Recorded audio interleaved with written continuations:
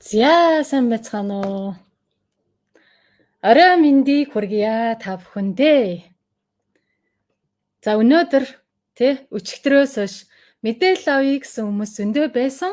Тэгэхээр билирубин гэж юу юм бэ гэд энэ сэдвийн талаар та бүхэнтэй хуваалцах гээд бид хоёр нь ороод ирсэн байна. За хүмүүстэй шеэр хийгээд гоё түгээгээд өгөөрэй. За өнөөдөр бид хоёрын хуваалцах сэдв энэ билирубин буюу хорт нөсөө гэж юу вэ? Энэ талаар хуваалцсан. Тэгээд энэ билирубин нь хаанаас үүсдэг, яадын, энэ билирубин ихснээсээ танд ямар хор уршигтай, ямар зовиоруудыг, өвчнийг, өвдөлтийг бий болгоод юм бэ гэд энэ талаар хуваалцнаа гэсэн үг. За манайхан хүмүүстэй хамгийн гоёороо шеэр хийгээд учир нь нөгөө пэйж дээрээ хуваалцж байгаа шалтгаан нь хүртэл маш олон хүмүүс сонсох тусмаа сайн байна. Учир нь бид нар хин нэгэнд мөнгөн тусламж биш эд материалаараа тусламж хийхээс илүүтэйгээр боловсрал тэр дундаа эрүүл мэндийн боловсрал гэдэг маань үнээр үнэлшгүй зүйл явагдаад идэг саана нь хичнээн бид нар эрүүл мэнд чухал гэж хэлээд байгаа мөртлөө яг эрүүл мэндийн төлөө юу хийдэм бэ өдөр тутамдаа энэ талаар мэдээд байдаггүй тэг хин нэгэнд тус болох үүднээсээ энэ үнгүй лайвыг буйныг түгээж шеэр хийвэл танд ч гэсэн буйн нь хэдэн 10 мянган удаа үржигдэн ирэх болтугай гэж өрөвчий За царайгч маань. За яг үнэн тэгээд өнөөдрийн энэ сайхан шин 7 хоногийн эхний өдрийн орой мэндийг та бүхэндээ хүргэе. Тэгээд шин 7 хоногоосоо эхлээд өөрийнхөө эрүүл мэндэд хөрөнгө оруулалтын хийж цагаа зориулаад энэхүү лайвыг үзэж байгаа бүх хүмүүстээ эрүүл оршиж жаргаж амьдраарай гэж хүрээё. Тэгээд өнөөдрийнхөө лайв хичээлийг эхлэе. За билирубин буюу энэ цөсний хорч гэж нэрлээд байдаг яаж өрнийн билирубин үүсдгийг яагаад бид нарын биед билирубин өндөр байх нь гэдэг юм уу цуснд билирубин өндөр байх нь яагаад хортой юуг хорлдгийн юугаараа бид нарт энэ юугаараа бид нарыг хордуулад идэх нэгдүгээрт хоёрдугаарт ямар эрхтэнтэй холбоотой энэ билирубины өөрчлөлтүүд маань дэшээ доошоо болоод идэх билирубин гэд цуснд байдаг нэг л фигмент нэг юу байгаад байгаа байхгүй юу гэхдээ энэ нь байж ах ёстой юм уу эсвэл байж ах ёсгүй юм уу байж ах ёстой болохоор зэрэг яг юунда хэрэгтэй байж ах ёсгүй гэвэл нь гэдэг нь нэг тодорхой хэмжээнд доод хэмжээнд тийм байх ёстой, дээд хэмжээнд тийм байх ёстой гэдэг нэг цуснд байдаг үзүүлэлтүүдийг шинжилдэг шүү дээ Тэгэхээр эндээсээ багасаад ирүүл юу болох юм, ихсээд ирүүл юу болох юм гэдэг талаар ярий. Тэгээд хамгийн гол нь билирубины өсөлт бууралт нь ямар эрхтэнтэй холбоотой гэдэг дээр бас анхаарлаа төвлөрүүлээрэй. Бид нар билирубин гэдэг нь бидний амьдралаас хол юм шиг бид нар нөгөө мэрэгжлийн хүмүүс л биш бол нэг их мэдэхгүй, анзаарахгүй ингээд яваад өнгөрчдөг шүү дээ. Билирубин тийм бэ. Тийм үү, тийм байдгийм үү гэдэг ингээд яваад өнгөрчдөг. Хамгийн гол нь энэ ямар эрхтэнтэй холбоотойгоор бидний биед энэ өөрчлөлтүүд гараад байна вэ гэдгийг л мэдээд авах нь хамгийн чухал шул гэж анхааруулж хэлье За тэгвэл хичээлдээ орё гэд За энэ нөгөө нэг билирубин гэж яг юу юм бэ гэхээс илүүтэйгээр тэрний суурь үндсийг нь хэлж өгье. Учир нь суурь шалтгаанаа мэдэхгүй болоод нөгөө билирубин чинь хаанаас үүсээд байгаагаа мэдэхгүй юм чинь зүгээр энэ нэрийг мэдэх нь юу гэдэг юм зүгээр нэг хоосон зүйл гэсэн үг. Тэгэхээр алтай тэнгэрлэг монголчууд гинөө юу нуршуу юм бэ гинэ. Учир нь за билирубин гэдэг чинь ийм энээсээ болж ингэдэм гэл ярьчих юм бол эн чинь таны тархинд, таны зүрхэнд буухгүй. Учир нь энэ мэдээллийг, энэ мэдлэгийг олж авахын тулд зөв зүгээр байжгаад те эрүүл мэндийн шинжилгээ ухааны одоо энэ үндэсний их сургуулийг 5-10 жил насаараа эмчнэр сурдаггүй юм. За тэгэхээр илэгний тэр нөгөө халдварын бус хатуурлын хэд хэдэн шалтгаанууд байдгаас хамгийн ихний шалтгаан нь юу байдığım бэ гэхлээр таргалалт байдаг. За пэйж дээр буюу групп дээр маш олон хүмүүс таргалтаа тэмцэх гээд те маш олон өөрсдийнхөө мэддэг болон шинээр суралцсан арга барилуудыг хэрэгжүүлээд ч гэсэн таргалтыг тэр болгонд бууруулж чадахгүй байгаад байна. Ялангуяа эмэгтэйчүүд дээр гидс хэвлийн таргалалт их байгаад байна. Сүүлийн үед эрчүүдэд хүртэл энэ гидс хэвлийн таргалалт их байгаад байна. Бүр сүүлийн үедтэй 20 оноос хойш хүүхдүүд сургуулийн насны хүүхдүүд хэвлийн таргалалттай байна. Үүний шалтгаан нь юу юм бэ те? Ялангуяа хэвлийн хэсгээрээ таргалаад ирэхээрээ илэг сэмж өөхөлдөг. Өөхлөө дудснаасаа болж дотор нөгөө илэг маань барцаадаг, хатуурдаг. Илэгний эс маань үхдэг. Үүнээс болж илэгний хатуурал гэдэг зүйл явагдчихийдэг. За илэг гэдэг эрэгт нь юу хийдэм бэ? Тэ? Өдөржингөө таны цусыг шүүдэг. Танд хэдэн литр цус байна? 4-5 литр, 5-6 литр. Тэ? 1-4-6 литр хүртэл цус таны биеэр өдөр тутам эргэлдэж идэг. За тэр цусыг шүүдэг эргэтэн ерөөсөө илэг. Тэгэхээр илэг таны бүхий л хор хордлогыг шүүдэг ганц эргэтэн байдаг бахнэ. Тэгэхээр илгийг хамгаалахгүйгээр бусад эргэтнийг хамгаална гэж байхгүй болоод байна те. За энэ ч би нэг номноос судалгаа олж авсан. Биеийн жим болон билирубин хоорондын хамаарал гэдэг судалгаа. Энэ нь хизээний судалгаа байлаа, нэг 19 он 20 оны судалгаа байсан санагдаж байна.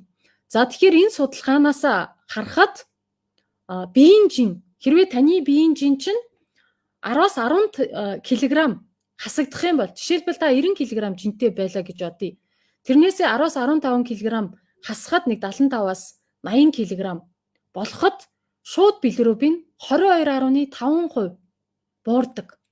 За нийт билирубин нь 12.1%-аар буурсан үзүүлэлт харагдаж байна. Тэгэхээр энэ судалгааны үр дүн яг юу хэлээд байна вэ? Билирубин гэдэг маань энэ жинтэй холбоотой байна. Таргалтай холбоотой байгаад байна гэдгийг л илэрхийлээд байна шүү дээ. Тэгэхээр билирубин гэдэг зүйл маань та хэр тарган байна? Хэвлийн хэсгэрээ хэр таргалалттай удаж байна вэ гэдгээсээ шууд хамааралтай. Жишээлбэл биохимийн шинжилгээ, цусны ерөнхий шинжилгээ өгдөг те. Тэгсэн мөртлөө тэнд явж байгаа тоонуудыг тэр болгон та уншиж мэдэхгүй. Үнэн те? Үнэн. Эмчтэр очоод энэ тоо үзүүлэлт яг юуг илэрхийлээд байна юу гэдгийг тэр болгоно таад маань асууж мэддэхгүй. Учир нь мэдхгүй юм чинь яаж асуухаа мэддэхгүй болохоор зүгээр л юм чинь за сайн байна муу байна аль эсвэл илэг чинь жоохон өрөвсөлтэй байна гэж л ярьдаг. Тэгээ илэгний хэдэн юм бичиж өгөөл тэгээ явуулдаг. Өөр эмчилгээ байхгүй. Тэ? За тэгэхээр та илгийг хайрлна гэдэг маань та жингээ бууруулаарай гэсэн үг юм байна. Тийм багаз? Тэгжиж билирубин гэдэг зүйл маань багасдсан байна. За билирубин гэдэг маань яг одоо юу юм бэ гэдэг талаар ярина. За сая эхний шалтгаанаа хэлсэн те. Нөгөө илэг хатуурах эхний шалтгаан маань билирубин ихсэн таргалалттай хүмүүст илэг хатуурдаг, барзаадаг, тий арзаад юм байна.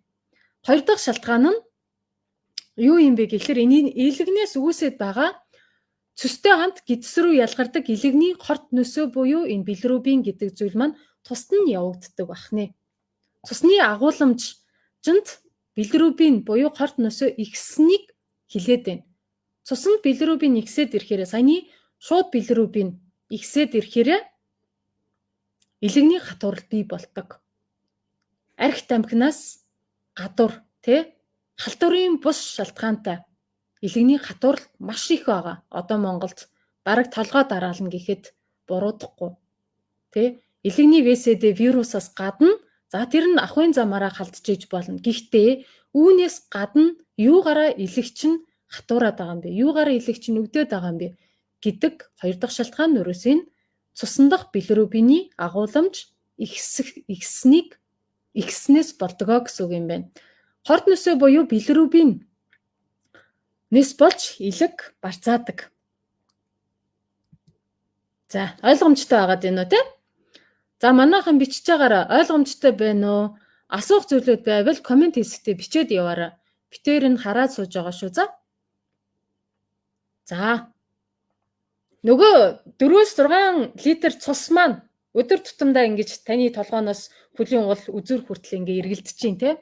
Тэгэхээр цусны найрлага маань 3 түвшнээс 3 зүйлээс бүтчихийдэг. Сивэн буюу шингэн хэсэг. Нөгөө улаан эс. Цусны ялтас эс гэдэг 3 хэсгээс бүрдэнэ. За тэгэхээр энэ улаан хэсэг буюу гемоглобин гэж нэрлэдэг байгаа. Гемоглобин маань уушигнаас хүчилтөрөгчийг зөвөрлөд цусаар дамжаад бусад эд эрхтэнд хүргэж өгдөг үндсэн үйлдэлтэй, үйл ажиллагаатай байдаг гэсэн. Тэгэхээр өдөр тутамдаа энэ гемоглобин өөрийнхөө үйл ажиллагааг хийгээд ядарсан байдаг. Тэгэхээр энэ ядарсан, үхсэн, үеэ өнгөрүүлсэн улаан эсийн үхлийн дүнд суллагдаад гарсан гэх юм уу үхсэн улаан эсийг нөгөө хорт нөсөө буюу билирубин гэж нэрлэдэг байгаа. За энэ ч слайдн дээр байгаад байна те.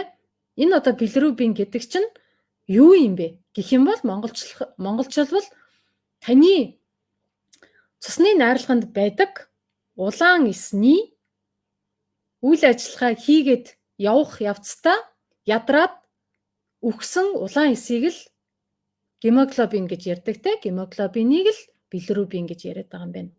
Тэгэхээр хоногтой ямар ч хүнд, ямар ч хүүхдэд хоногтой 8 г гемоглобин билирубин болж хувирдаг. 8 г үхтийм биш үү? 8 г гемоглобин үхтийм байна. Тэгэхээр 1 г гемоглобиноос 40 мг билирубин үүсдэг. Тэгэхээр хоногт 320 мг билирубин үүсдэг гэсэн үг. За тэгвэл хоногт 320 мг билирубин гэдэг хорт нөсөө таны цусаар эргэлдэж байдаг. Үүнийг юу шүүдэг юм бэ гэхлээр нөгөө илэг маань шүүх гэдэг юм. За илэг маань ачаалтаа өөрөө хатууралтай, арзаасан барзаасан илэг маань хоргойжүүлэг үйл ажиллагаа суларсан байх юм бол нөгөө цуснд байгаа билирубинийг шүүж чадахгүй. За шүүж чадахгүй болохоор билирубин гэдэг чинь хорт нөсөөг нэрлэдэг байгаа шүү дээ, пигмент.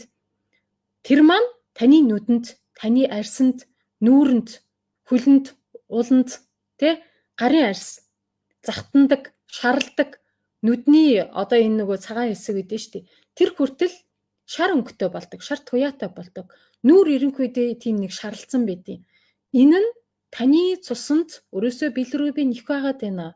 Таны цус бохирдсон байна.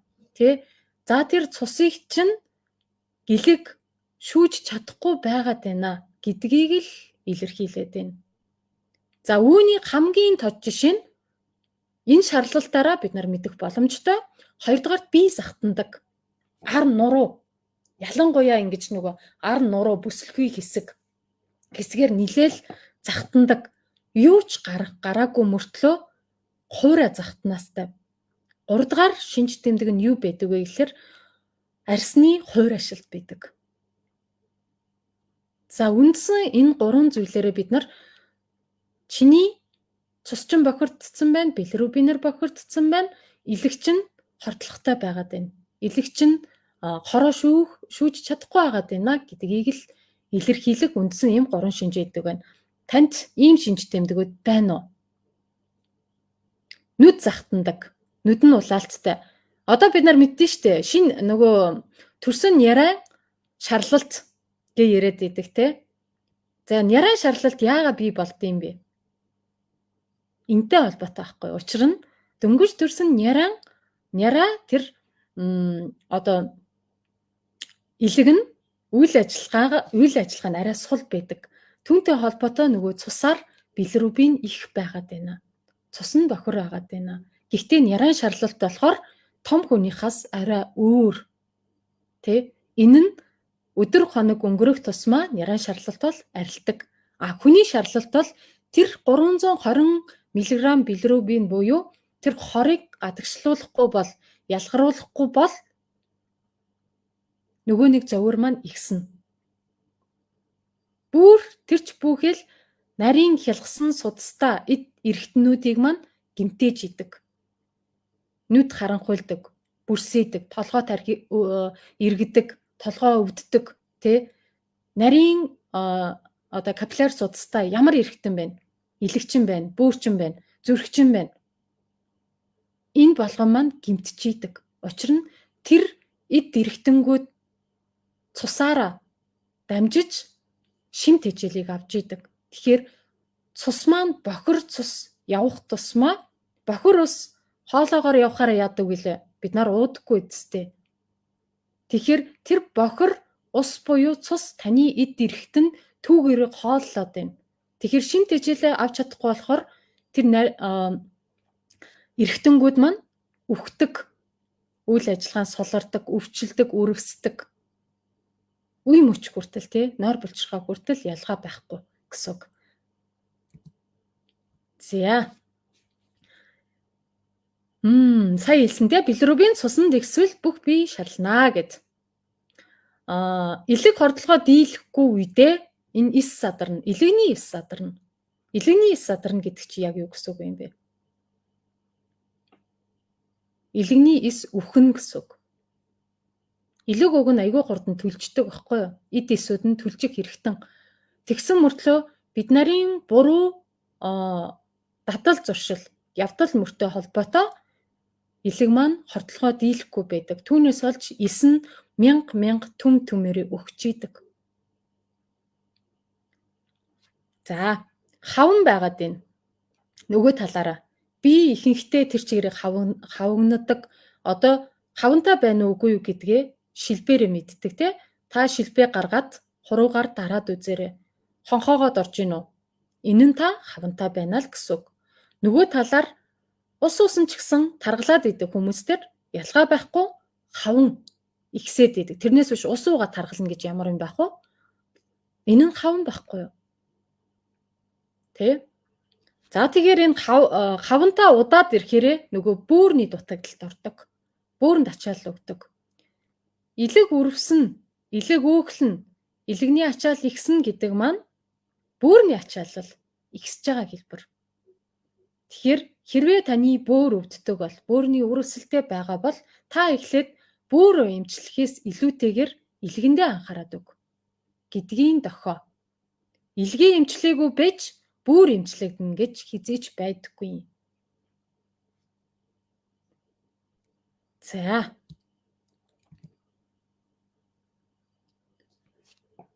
За энэ дээр царай эмч маань яаж эмчлэх юм, яаж урьдчилан сэргийлэх юм бэ? Ийм шинж тэмдгүүд танд байна уу гэдгээ өөрийгөө оншилчлаа те. Одоо яаж хэрвээ танд захтнаа, хаван, таргалалт, хөвлийн таргалалт ийм түрүүнээс хойш ярьсан шинж тэмдгүүд байх юм бол яаж эмчлэх юм бэ? За түүнээс яаж урьдчилан сэргийлэх юм бэ? За яг үнэн тэ.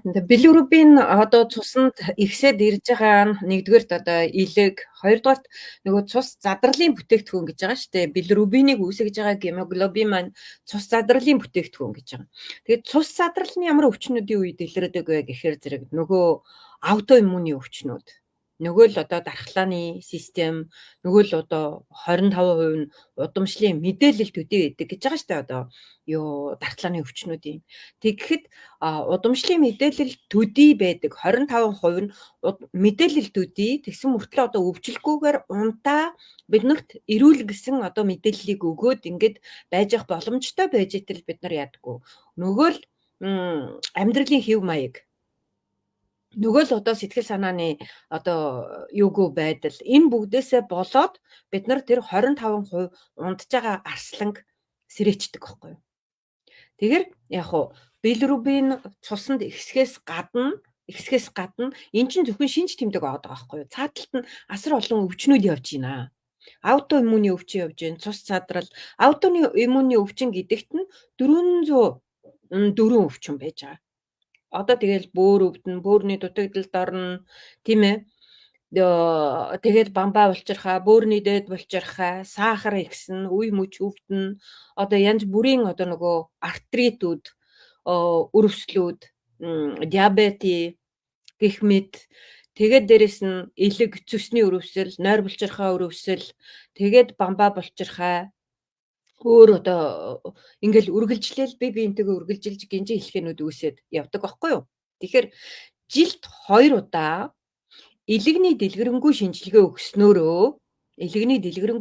өгснөөрөө миний бие нөгөө унтаа байдалтай байна уу? Эсвэл зарим нэг хэсэг дээрээ сэрээд байна уу гэдгээ нөгөө өвчнүүд чинь сэрээд байна уу? Тэр чи одоо аутоиммуны өвчин гэд бүтэн 404 өвчнийг хамарсан юм чинь хин нь хизээ сэрхийг мэдэхгүй. Тэгээд дээрэс нь бид нэр ерөөсөө өдөр тутмын нөгөө амьдралынхаа хэв маяг дээр ерөөсөө анзаардаггүй, анхаардаггүй 5 минут өөртөө одоо төвлөрөөд нэг бяцлал хийгээд эргэтнүүдтэйгээ нэг шивнээд яриад хайр илгээгээд ингэдэг юм зарим хүмүүст болуулна. Ёо тэнгэрийн юм гэдэг ч юм уу, шаал бүтэхгүй тэнийг юм яриад байгаа юм ч гэдэг юм уу. Тэгж сонсогддог. Тэгтээ бид нар энэ бүгдийг хийгээд яваад ах юм бол өөрөө өөрийгөө эмчлэх боломжтой байдаг аахгүй юу.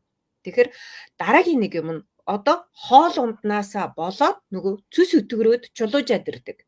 Цүс өтгөрөөд чулуужаад ирэхээр зэрэг яг уу цоргон бөглөрхөөр нөгөө цөстэй хамт нарийн гэжс рүү шидэгдэж ялгарч байж идэг нөгөө билирубин чинь яг уу сааталд ороод гацаанд ороод цусандаа хадгалагдаад үлдчихдэг. Цусандаа хадгалагдаад үлдэх юм бол эргээгээд цусаа хордуулаад цусаараа дамжаад нөгөө эргэтнүүдэд хордуулаад дахиад сэрээгээд яваад байна гэсэн үг. Нөгөө эргэтнүүдийн унтцсан байж байгаа нөгөө арслан биш үү? Нөгөө 25% мэдээлэл төдий байж байгаа юм чинь бүр яг уу сэрээгээд өвчин болгоод тэгээд бүр архируулаад тэгээд тэндээс бидний нөгөө зовир эхэлж идэг. Түүнээс биш тэр чинь бүр аль хэзээний 50%-аас дээш сэрцэн тохиолдолд биднэрт аль хэзээний мэдэгдэж шинж тэмдэг орж ирж байгаа гэсэн үг байхгүй. Тэгэхээр бид шинж тэмдэг эхлэхээр нь л эмнэлэг рүү ханддаг бидний нэг тийм буруу тал байгаад идэгий. Өөрийгөө юусоо хайрладаггүй, ойлгодоггүй. Биднэрт аль хэзээний шинж тэмдэг гэдэг юм уу нөгөө дохионууд өгөгдөөд байхад нөгөөхөө анзаардаггүй. Тэгэхээр хамгийн түрүүнд одоо өөрийгөө аягуулсаа анзаарч сурах нь байна. Хоёрдугаарт яг уу амьдралын хэв маяг дээр анхаарах нь байна. Гуравдугаарт яг уу элэгний шинжилгээг жилд 2 удаа. За даатгал матгалаараа хийлэгдэг болвол нь тэрийгээрээ 1 удаа ч байт юм уу ингээд хийдэг байж болно. Эмчин тэрнийг их хяндаг. Нөгөө удаагийн чи өөрөө заавал өөрөө мөнгө төлж байгаа ч гэсэн хамаагүй тэрний төлөө хийх хэрэгтэй байгаа байхгүй юу? За тэгээд биеийн жингээ хэвийн хэмжээнд байлгах. Биеийн жингээ хэвийн хэмжээнд байлгах нь түрүү ярьсан шүү дээ. Тархалтаас болоод илгээрээ дамжаад нөгөө юунууд чинь билирубин чи ихсээд тэрийгээрээ дамжаад дахиад цус чин ордоод цусаар чинь яг уу цус гүүхгүй ерөөсөө өөхний туслууд гүүгээд ирвэл нөгөө эргэтнүүд чинь тижээгдэх юм байхгүй дахиад нөгөө унтчихсан арслан чи сэрээ түрээд ирж байгаа байхгүй юу те. Өөртөө тохирсон дасгал хөдөлгөөнүүдийг өдөр болгон хийн. Түүнээс биш би одоо манад одоо нэг тийм дадал эдий те. Нэг 7 хоногт 2 удаа байхад хангалттай ч гэдэг юм уу. Тэгэхээр 1 удаа явхаараа зэрэг бүр 2-3 цагаар өөрийгөө бүр амар ядартал нь явцдаг. Тэхгүй ерөөсөө 15-аас 30 минут макстай байж хахад тэрнийг өдөр болгон давтахад хүнд ямар ч одоо ядрал байхгүй эсвэргээрээ өдөр болгон яг уу өдөр болгон тэр дадлыг үүсгээд явах юм бол нөгөө эд эсүүд чинь тэрнийг санаж идэг. Тэгэхээр өдөр болгон тогтмол давталттай байдаг юмыг бидний бие организм маш сайн санаж өөртөө шингээж авч идэг. Тэгэхгүй бол нэг алдагдaltaй те заримдаа бид нар чинь нэг юу ягаал те 1 удаа хийчингүүтээ ёо өстө булчин шүрмэс хамаг юм өвдөд байна. Өнөөдөр явахгүй, маргааш явахгүй. Тэгтлээ булчин шүрмэсээ өвдөлтөл явах шаардлага байхгүй. Өдөрт тогтмол хийгээд ахаар зэрэг тэрний чинь цуглуулга нь яах вэ? Гинт хийгээл амар булчингаа чангаруулаад амар нөгөө зүрхээ ажилуулаад ингээл байжснээ 3-4 хоног эсвэл бүр 7 хоног 10 хоног заримдаа бүр сар унтуулаад байжснаас хамаагүй илүү нөлөөтэй тэр олон дахин цуглуулсан. За чи бодоод үзье л да хэдүүлээ бүр тоогоор нь бодоод үзье. 7 хоногт нэг удаа чи 3 цагаар дасгал хий. Тэр бид чи ирж байгаа ачааллууд чинь яг чамаг дахиад нэг 2 3 хоног нөгөө дасгалыг юу фитнес зал руу явахгүй болтол чинь яг сэтгэлийн чинь ядраа, организмын чинь ядраа. А тэгээд дасгал хийж байгаа тэр 3 цаг дээр эд эрхтнүүд чинь маш их ачаалал аавна. Тэгээд тэр нь яг за нэг 3-аас 7 хоног үргэлжлээд овоо гайгүй болоод дахиад явхаар зэрэг дахиад нөгөө ачааллыг аавна. Тэрэнд орвол өдөр тутамдаа жигд ачаалал аваад явж исэн нь өдөр тутамдаа 10 минутын ачаалал өгсөөр байгаад чи 60 минутыг 10 өдөр барах нь штэ тий. 60 минутыг 10 өдөр барна гэдэг чинь нөгөө 3 цаг чинь бараг сарын өдөр тутмын 10 минутын цуглуулга байгаа байхгүй юу? Тийм ээ? Өдөр тутмын 10 минутын цуглуулга сарын. Тэгэнгүүт чинь чи өдөр тутам 10 минут хийгээд явж байгаа тэр цуглуулгын чинь үр дүн нэг удаа 3 цаг хийгээд нэг сар унтсан үр дүн хоёрын ялгаа нь эрсдэс. Тэнгэр газар хоёр шиг ялгаатай. Нөгөө эд эрхтний чинь давтамж нь эд эрхтэн чинь өдөр болгон за энэ нөхөр чинь намайг нэг 10 минут хөөхөн цусны эргэлтийг сайжруулах гэж шүү. Хөөхөн хөлс гаргаад намайг энэ тунгалгийн системийг цэвэрлждэг шүү.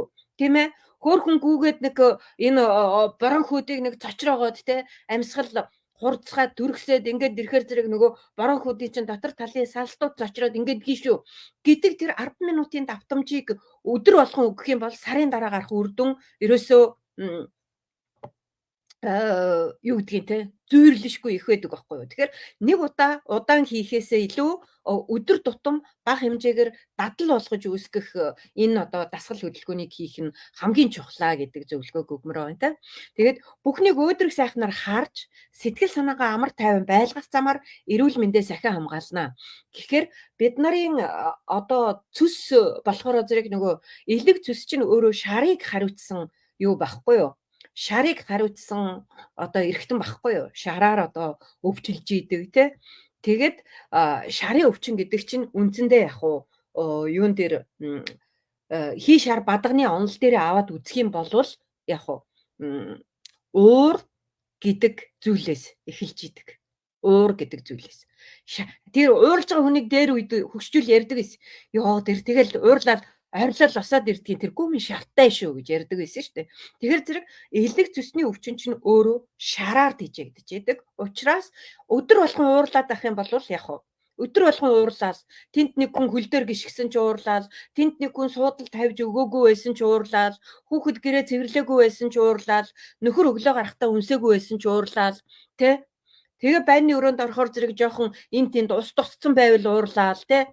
Ингээл ерөөсөө бүх юмд уурч хүрээдэл байвал илгэж муу байна гэсэн үг. Илгээж хордуулаад байна гэсэн үг. Бүр сайн дураараа өөрөө илгээ өвчлүүлээд байна гэсэн үг байхгүй юу? Тэгэхээр сэтгэл санаагаа амгалан байлгаж сурна гэдэг нь өдөр болгоны нөгөө би түрүү нэг хилээд өнгөрсөн дөө 5 минутын ерөөсөө өөртөө төвлөрөх, өөртөө хэлэх өнөөдөр сайхан амгалан байна. Өнөөдөр би тэ гадаа нартаа сайхан байна. Бороо орж исэн ч гэсэн тэндээс талархах зүйлийг олж болдог гэдэг байгаа байхгүй юу. Уул нь гадаа гараад гүмээр байсан ч гэсэн бороо ороод намайг гүлгсэнгүүгээд уур хүрхийн оронд яах вэ? Өдөр болгон бороо ордоггүйд нь талархаад суух юм бол чиний сэтгэл илүү тайван байна да тий. Цасан шуурга болж сайхан дасгал хийгээл гадуур алхаад ч байдаг юм уу нэг сайхан яваад ирээ гэсэн цасан шуурга шуураад байна. Тэгэхэд яах вэ?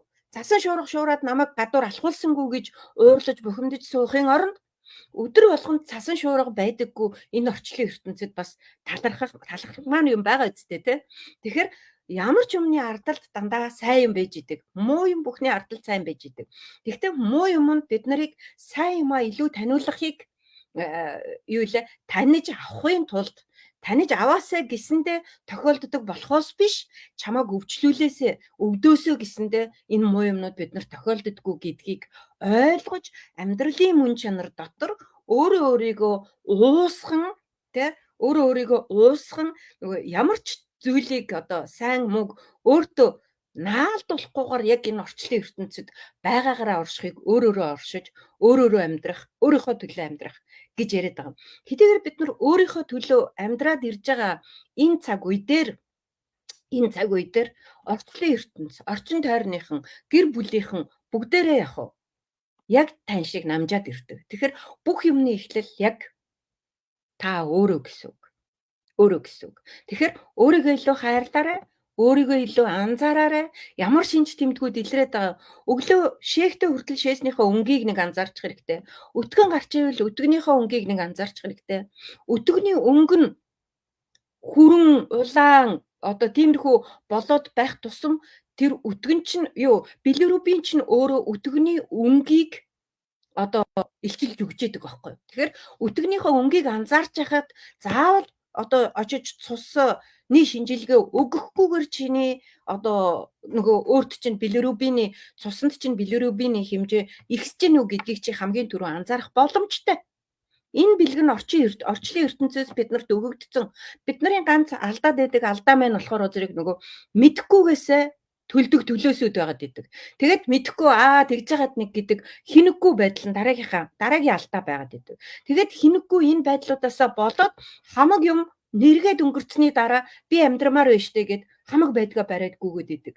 Энэ байдлаас л ангижруулахын тулд эхнээсээ өөртөө хайртай байж анзаарч өөрийгөө эмчилж болох эсвэл бүр өвдүүлэхгүй байх тэр шатанда өвдөөгүй байгаа шатанда өвдүүлэхгүй арга хэмжээнүүдийг авч сурах энэ тадлыг эзэмшээсэ гэсэнтэй энэ мэдлэгийг эзэмшээсэ гэсэнтэй өнөөдөр Гүлнар Авитер сүүлийн үед гэдэг юм уу та та бүхэндээ ингээд дуу хоолойгоо өргөөд өвдөхгүй байж болдгий шүү. Өвдсөн ч гэсэн эмжилж болдгий шүү. Өөрийгөө хайрлаач гэдэг энэ дуу хоолойгоор ингээд хашгираад суугаад байгаа юм. Тэгээд зарим хүмүүс нь юугээ загнаад байгаа юм алуу хурдлаач гэд нэг юм бэлэн хоол авч идэх гээд байдаг улсууд бол ерөнхийдөө нөгөө хийшар бадганы тэнцвэр байхгүй байна гэсэн үг.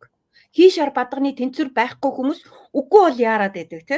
Үгүй бол за яах вэ гэж хойшоо суугаад байдаг. Энэ бүгд чинь ерөөсөө яг л комментэн дээр бичиж байгаа комментийн үгнээс чинь хүртэл мэддэг хүмүүс бол онцлоо явчихна. За энэ нөхөр хий нэгтцэн хүн байна да.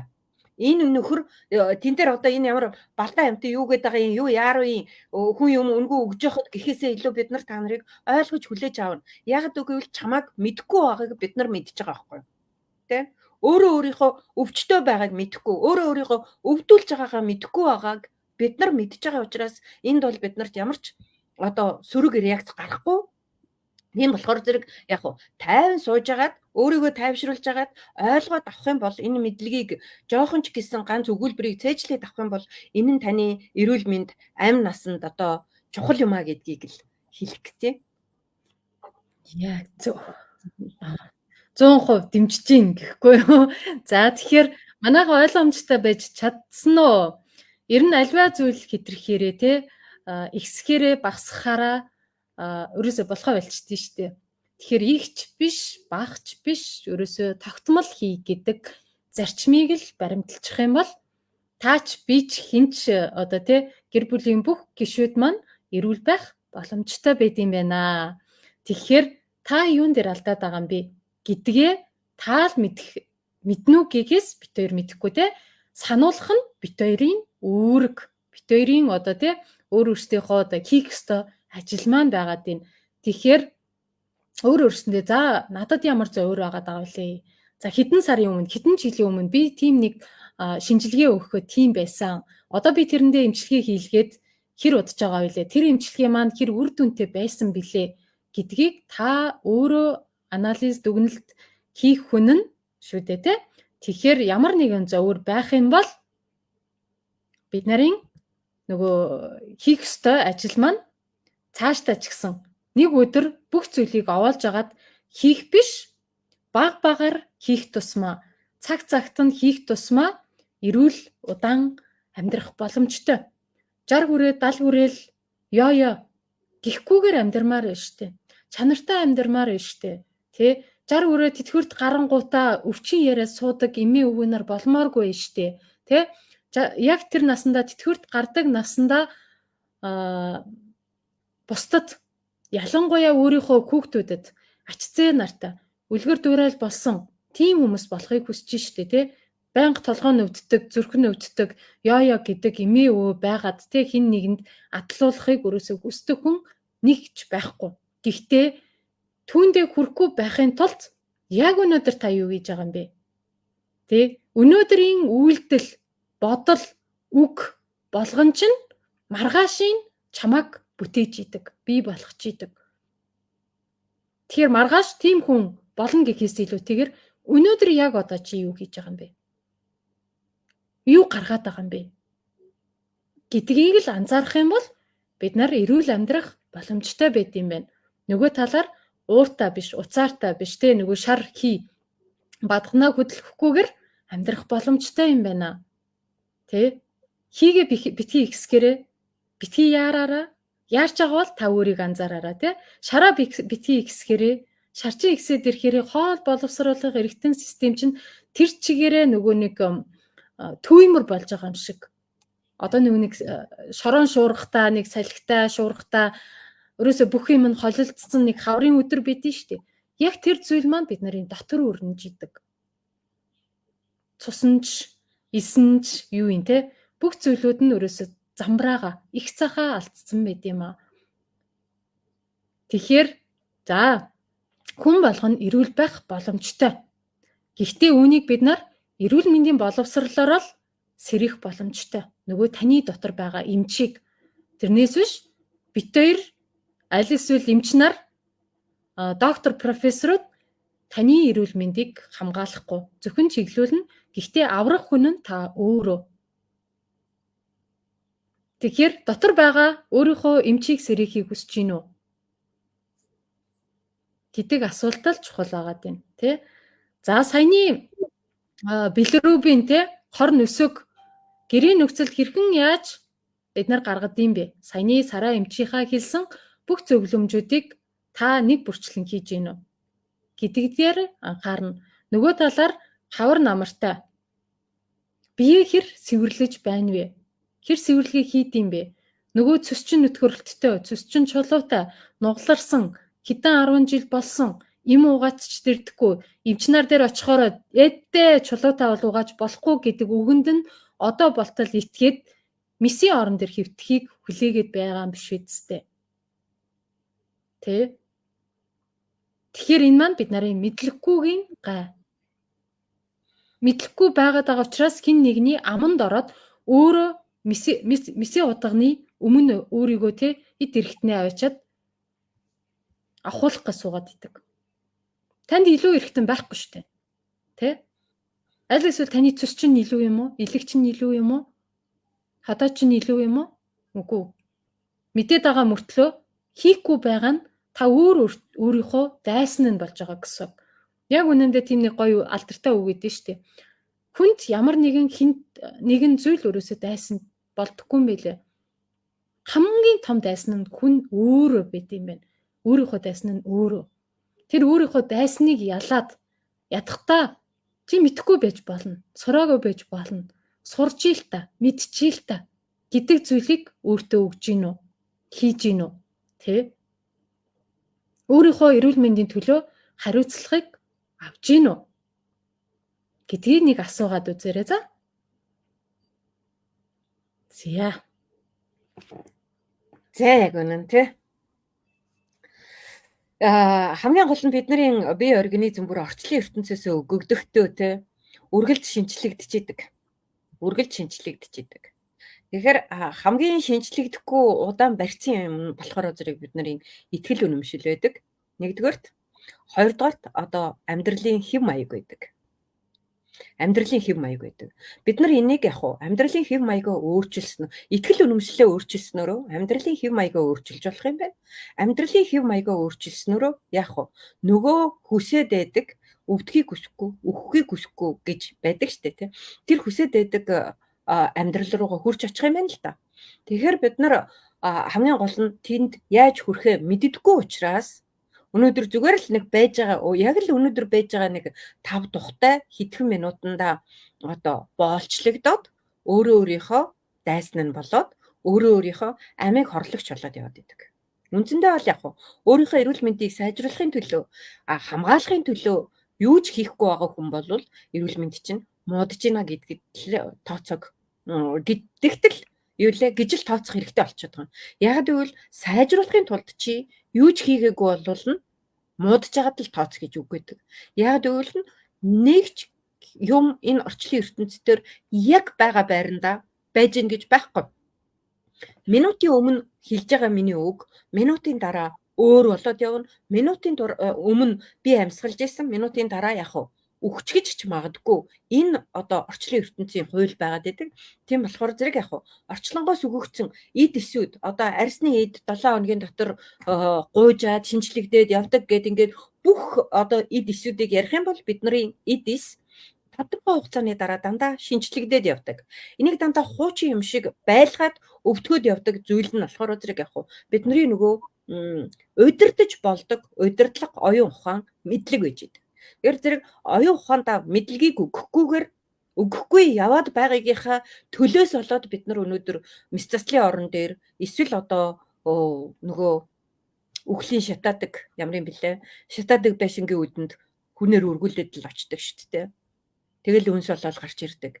Энэ байдлыг хүсэхгүй л байгаа бол та өнөөдөр өөрийнхөө төлөө хичээх хэрэгтэй гэсэн үг. Тэгэхээр хэнийг ч буруудахгүй таны өвчнөд хинч буруугүй ганцхан та өөрөө буруутай. Тэгэл ресто нэрээ баг өвчтөе хүнийг тэглээ би өөрөө буруутай гэлээ гэл ингээл уурлаад л явдаг. Яг үүндээ эмчнэрч танд тэр өвчнийг авчирч наагаагүй. Гэр бүлийнхэн чинь танд энэ өвчнийг авчирч наагаагүй. Манайхан ингээл нөгөө хийсэл буруу бодоол гадагшаа төвлөрөөд явхороо зэрэг те энэ хідэн хүүхдүүд уурыг үргэсээр байгаа л зүрхийг муудахсан юм шиг те. Эсвэл нөхөр архиусаар байгаа л нөгөө сэтгэл санааг нь хямраагаал хоол ундаа ч аятайхан идэх боломжгүй галзуу согтуу болгоцсон юм шиг бодоод яваад идэг бидний бодол буюу одоо нөгөө итгэл үнэмшил. Чи чамд өөрийгөө анхаарахаас хин нэгнийг буруутгаад явах нь уул нь амрал та яг одоо. Тэгтээ эцсийн дүндээ чи өөрийгөө хорлоод байна гэдгийг ухаарах тэр мөчл одоо жинхэнэ эрүүлчих зам дээр гарч ирлээ гэж ойлгох хэрэгтэй гэдэг юм билээ. Тэгэхээр одоо бүгдээрээ ухаараасаа гэсэндээ зарим үедээ хатуу үгийг хэрэгэлдэг. Тэгээд хатуу үг хатуу сонсогдоод байвал тэ энэ хатуу байна гэж над руу агсан тавхаасаа илүү юу хэлээд байна уу? Би нэрээ юу хэлээ гэж өөрлөгөө дахиад нэг бодороо. Яагаад энэ надад хатуу сонсогдоод байгаа юм бол гэж өөрөөсөө нэг асуугаарай гэж хэлмээр байна. Яа. За. Тэгээ манайхан ойлгомжтой байж чадсан уу? Билирубин гэж юу юм бэ? Тэр чинь одоо юу юм бэ? Энэ өвчнөөс хэрхэн яаж салах юм бэ гэд өчигдрөөс маш олон мессеж комент ирж исэн. Тэгэхээр тэр хүмүүс маань энэ лайв маань хадгалагдах учраас дахиж нөхөд сонсож болно гэж хэлмээр байгаа din. Тэгээ өнөөдрийн лайвыг энэ хүрээд өндөрлөе. Тэгээ та нар маань бас одоо юу асуумаар байгаа юм бэ? Юу хэрэгтэй байгаа юм бэ? Тэ танд ямар зөвөр өвчин онштэй эмчлэгдэхгүй байгаа зүйл байгаа юм бэ? Тэр талаар асууж болно. Тэгээд ингэж лайваар та эдийн боловсралт бас нэмэр болох үүднээсээ лайв хийж болно гэж хэлэх гээд байгаа юм тийм. Тэгэхээр та нарын саналыг авж байгаа гэсэн үг шүү. За тэгвэл таад маань саналаа бас хэлээд явчаарай гэж хэлье. За юм байна. Өөр асуух зүйлүүд байна уу? Нөгөө талаар одоо хүн болгоны бид хоримтлагдсан хор бохирдлыг хүний бие өөрөө гаргаж чадахгүй тохиолдлууд маш олон байдаг. Учир нь өтгөн аталтаас авахуулаад цусны нөгөө одоо зогсонгошлтой холбоотой тий. Тэгэхээр энийг бид нар удаан байлгаж иж болохгүй. Нөгөө хормон дахиж цусаараа эргэлдээ таны биеийг хордуулад идэв шүү. Бие анзаараараа гэдэг зүйлийг л хэлэх гээд байгаа. За, ингээд өнөөдрийн лайвыг өндөрлөхөө. За, тэгээд бүгдэнд нь эрүүл мэндийн сайжруулалыг хүсье. Өөрийгөө хайрлаарай. За, энэ чи ганцхан нэг асуулт байсан юм аа. Баярлалаа танд. Амьдралын хэв маягаа зөв болгоод цэвэрлэгээ хийчихвэл элэг хэвийн болох боломжтой юу? Яг зөв. Боломжтой. Ер нь бол цэвэрлэгээ гэдэг зүйл маш чухал эдэн штэ. Одоо нэг битэрий явуулж байгаа эрүүл бие бүтэey 90 хоногийн хөтөлбөр дээр энэ цэвэрлэгийг үндсээр нь заадаг гэсэн үг. Жишээлбэл сэтгэлэн биеийн сэвэрлэгээ, бодлон биеийн сэвэрлэгээ, махан биений сэвэрлэгээ гэд 3 том бүлэгтэй модультай энэ сэвэрлэгээнүүдийг нэг бүрчлэн хийл гэдгээ гэсэн. Учир нь сэтгэлэн бие бохирдсон байдаг. Бодол хүртэл бодолтой байдаг. Маш олон бодлыг бид нар бохир бодлууд буюу сөрөг бодлоор дүүргэсэн байдаг. Энэ маань явж нөгөө махан бие дээрээ өвчин болж гарч ирдиймээ гэдэг онолынхоо дагуу явагддиймээ. За дараагийн сургалт болохоор сургалтанд яаж суух вэ? Дараагийн сургалт 6 сарын 10-нд товлогдсон байгаа. Энэ сарын сургалт бол дүүрчихсэн. Дараа сарын 6 сарын 10-наас өмнө бүртгүүлээд явж иж болно. Гүлнарайтайгаа холбогдоод манай арын албыг хариуцдаг хүн юм байгаа. Гүлнарайтайгаа мессеж бичээд 6 сарын 10-ны сургалтанд оролцохыг хүсэж байгаа бол холбогдоод тэгээ бүртгэлээ илгээд мөнгөө төлөөд судалгаа баталгаажуулаад тэгээд ороод ирээрээ. Ер нь бол илэг цэвэрлэгддэггүй. Саяын тэр асуултан дээр л хариулах гал бодоод байна л та. Илгээ цэвэрлээд ингэснээр илэг сайжрах гэдэг юм уу, эрүүлжих боломжтой юу гэхээр бүрэн боломжтой. Та зөвхөн цаг алдалгүй тэр боломжийг өөртөө өгөөд илгэндээ тэр нэг хайрыг өгөх л тэр цаг тэр шийдвэрийг л гаргах хэрэгтэй байгаа юм. Яг тэгэхээр илэг шилжүүлэн суулгалаа, амьд донороос аваад суулгалаа. Тэр бүтэн илэгнийх нь талыг ингээд аваад өөр хүнд суулгаад тавьчихаар зэрэг цааталт нь тал илэгтэй хүн амьдрах гээд байгаа. Тэгэхдээ илэг чинь нүхэн төлждөг байхгүй юу? Тийм учраас энэ нөгөө процесс хаалгааны процесс явагддаг гэсэн үг. Тийм энэ л ерөөсөө илэг чинь нүхэн төлждөг болохоор чи зөв дадлуудыг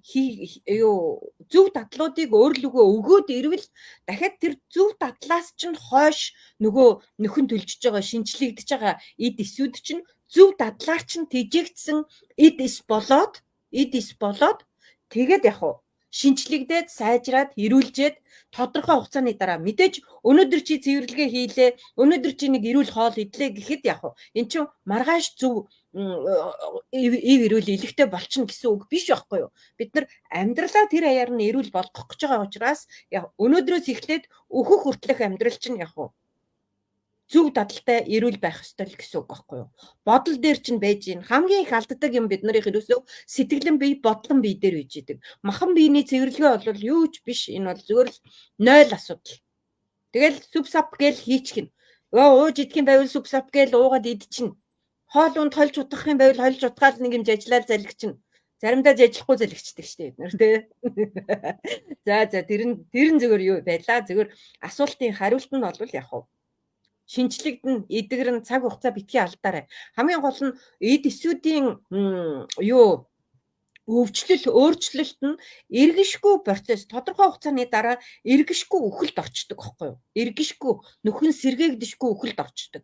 За тэр нөхөн сэргээгдэшгүй үхэлд орохоос нь өмнө чи өөрөө эрүүл дадлаа үүсгээд цэвэрлэгээгээ хийгээд суралцаад эрүүл мэдлэгтэй тэр юмнуудыг өөртөө өгөөд ирүүлнэ хамгийн хурдан зардал багтаа боломж гэсэн үг шүү. За тэрнээс цаашлаад ирэх юм бол боломжгүй гэсэн үг биш. Тэгтээ бас цаг хугацаа хэрэгтэй, илүү гүн тусламж хэрэгтэй гэсэн үг. Yes. За нөгөө талаар бас нэг юм сануулад хэлчихэхэд мэдээлэл авъя. Тэгээ сургалтын талаар мэдээлэл авъя, бүртгүүлье, яаж орох вэ гэдэг хүмүүс рүү сургалтын мэдээлэл линк явуулна. Тэр нь 2 цаг орчин байгаа. Тэгэхээр түүнийг их цаг гэж залхууралгүй бүгдийг сонсоорой.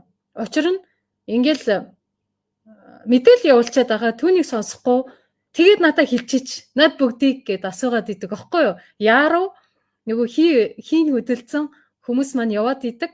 Тэгэхээр тэр линкийг нэг бүрчлэн сонсох тусмаа танд хэрэгтэй. Таны ой тонд таны бүр эд эсэд, таны тархины эд эсэд шингэх хүртлээр таны амьдралыг өөрчлөх үгнүүд хүртэл явагдчих юм аа. Түүнийг бүр удаан гэх юм бол хурдан дээрээ тавиад сонсчих. YouTube дээр юу гэдэг арай хурдан дээрээ 1.25, 1.5 мав дээрээ тавиад сонсоход 1 цаг л болчих штэ. 1 цаг тэр бичлэгийг өөрийнхөө эрүүл мэндийн төлөө сонсоод юу гэдгийг боловсролыг аваатахаараа гэж хэлмээр байна. Тинчээ бүх мэдээллүүд байгаа. Сургалтын агуулга, юу сурах уу, таны ямар асуудлыг шийдэхийн, төлбөр нь хэдийн те хизээнээс хизээ хүртэл болохын, хэдэн сар үргэлжлэхийн, та юуг авахын, юуг гээхийн, ямар өвчнөөс салахын, одоо 90 хоногийн хөтөлбөр танд юуг олгохын, та түүнээс юуг олж аваад хэрэгжүүлэхийн, амьдрал дээр нь та өөрийгөө эмчлэхээс гадна гэр бүл үр хүүхэдтэй найз нөхдийгөө хүртэл эмчлэх боломжтой байдаг. Тэр бүх мэдээллүүдийг аваарай гэж хэлмээр байгаа дээ тэ. Бүх мэдээлэл яг тэн дотроо тэр линк дотроо байгаа шүү. За ингээд өнөөдрийн лайва өндөрлөе. Амжилт хүсье. Эрүүл сар бол эрүүл линк. Нэмээд саяын зар дээрээ би бас ярьчлаа. Одоо энэ 6 сарын 10-нд эхлэх энэ хичээл маань энэ зундаа юу яж байгаа хамгийн сүүлийн хичээл аваад байгаа шүү тий. Тэгээд завсрална, удаан хугацаагаар завсрална. 1-2 сар завсралах байх тий. Тийм учраас амжаад ороод ирээрээ гэж. За амжилт хүсье. За баяртай.